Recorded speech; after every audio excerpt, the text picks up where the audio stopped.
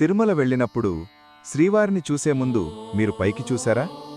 ఆ బంగారు వెలుగులో మెరిసే గోపురం ఎందుకంత ప్రత్యేకమో తెలుసా? అది సాధారణ గోపురం కాదు, అది స్వయంగా శ్రీనివాసుడి ఆనంద నిలయం. ఆంధ్రప్రదేశ్లోని తిరుమల వెంకటేశ్వరస్వామి టెంపుల్ గర్భగుడి పైభాగంలో ఉన్న బంగారు గోపురాన్నే ఆనంద నిలయం అంటారు. ఆనందమంటే పరమ సంతోషం, నిలయమంటే నివాసం, అంటే భగవంతుడు ఆనందంగా నివసించే స్థలం. పురాణాల ప్రకారం వెంకటేశ్వర స్వామి భూలోకంలో తిరుమల శ్రీవారిగా వెలసినప్పుడు దేవతలు ఆయన కోసం దివ్యమైన ఆలయాన్ని నిర్మించారు.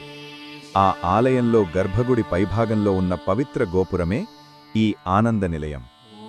విజయనగర సామ్రాజ్యపు మహారాజు శ్రీ కృష్ణదేవరాయ శ్రీవారిపై అపార భక్తితో ఈ గోపురానికి బంగారు కవచం వేయించారు.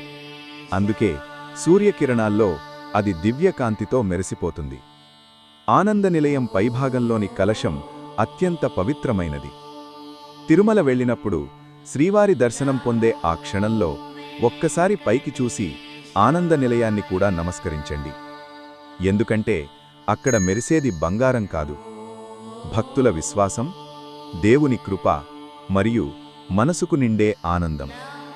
కామెంట్లో ఓం నమో వెంకటేశాయ అని తప్పక రాయండి.